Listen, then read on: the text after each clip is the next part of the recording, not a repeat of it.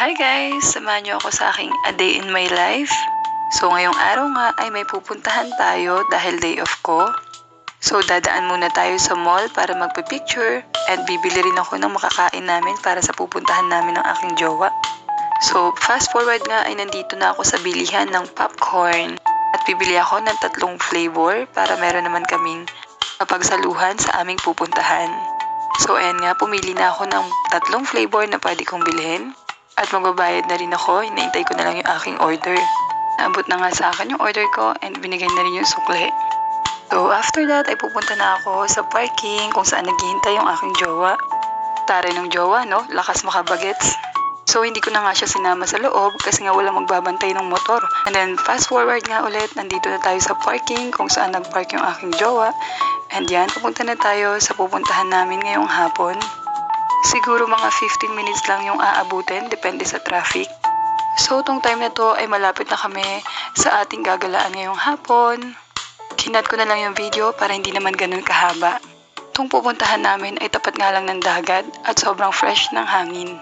Kaya masarap talagang tambayan to, lalo na bandang hapon. Actually, sa part pa lang na to, naamoy ko na yung simoy galing dagat. Ito talaga yung mga gusto kong pinupuntahan, yung may sariwang hangin. Mas makakapag-relax ka. Sobrang stress-free. Mas gusto ko to kaysa gumala sa mga malls. Ako yung mga nature lang, kung saan walang stress at makakapag-isip-isip ka. Mapapansin nyo, ang daming nakapark na sasakyan. Kasi marami talaga pumupunta dito para mag-unwind. So ayun na nga guys, nakarating na kami. Tama lang talaga yung oras ng pagpunta namin. May mga ilan-ilan na mga nakatambay din dito. At halos karamihan mga dekotse. Ilan lang din makikita mong mga nakamotor kagaya namin. Medyo matagal-tagal na rin nung last kami nagkasabay mag-day off. Kaya ngayon, susulitin natin para makagala. Yung sikit nga ng araw sa mga oras na to ay hindi na masakit sa balat. Saya sana to kung marami kaming kasama. So ayan, lakad muna tayo ng konti para humanap ng uupuan. Ganito nga ang view dito. Parang mini park lang talaga siya sa tabi ng dagat.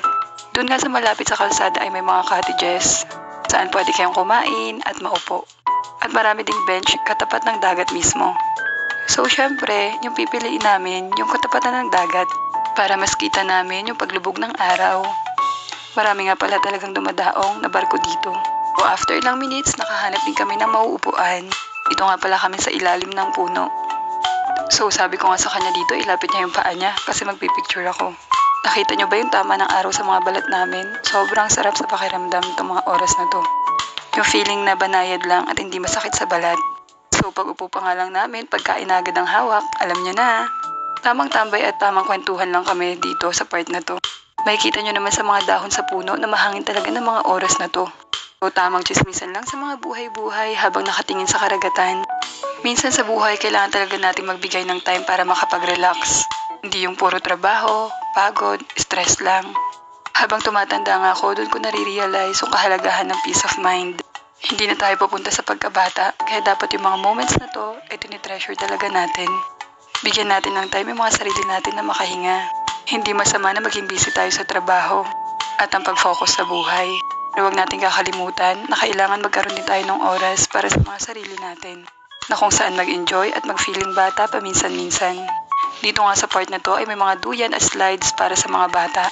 Pero noong mga time na to, wala namang bata kaya kami muna pumalit sa part nila.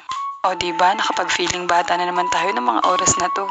Noong mga time nga na to ay lumubog na yung araw, ngunit hindi ko siya na-videohan. Nalibang kasi kaming dalawa sa pag-iisip bata. Yung sunsets pa naman talaga ang pinakaabangan ko. O sa part pa na to, may nakaharang pang malaking barko. So hindi ko talaga siya makukuhanan ng maayos kahit dito kami pumwesto. Lumipat kasi kami ng pwesto mula dun sa inupuan namin kanina. Kasi nakita nga namin yung mga duyan at slide dito sa dulo. Dito na kami tumambay. So, ayan nga, itong isa may nakitang pusa na paggalagala. Feeling niya yata gusto rin ng popcorn ng pusa. Kaya inabutan niya. Napakasarap nga ng hangin ng mga oras na to. Parang ayoko na nga umuwi at dito na lang kami. Nakita niyo yung mga barkong yan sa dulo? Ang lalaki nga at namumutik-tik sa liwanag. Nung time nga na to ay medyo madilim na talaga at may buwan na. Ngunit ayaw ko pa talagang umuwi kasi ang sarap ng simoy ng hangin dito. Ang sarap talaga mag-day off pag tamang chill lang. Wala kang iisipin pag uwi. Dahil maaga mo natapos yung mga gawain mo sa bahay kaya ka nakagala.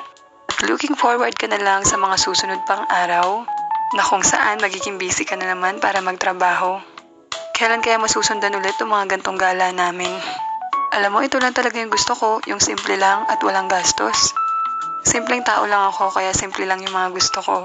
Mas gusto ko yung simple, basta kasama mo yung mahal mo. So, ng mga oras nga na to ay pauwi na kami. So, siguro dito na natin muna tapusin tong video na to. Kita-kits na lang ulit tayo sa mga susunod ko pang mini vlog. Maraming salamat po sa panonood.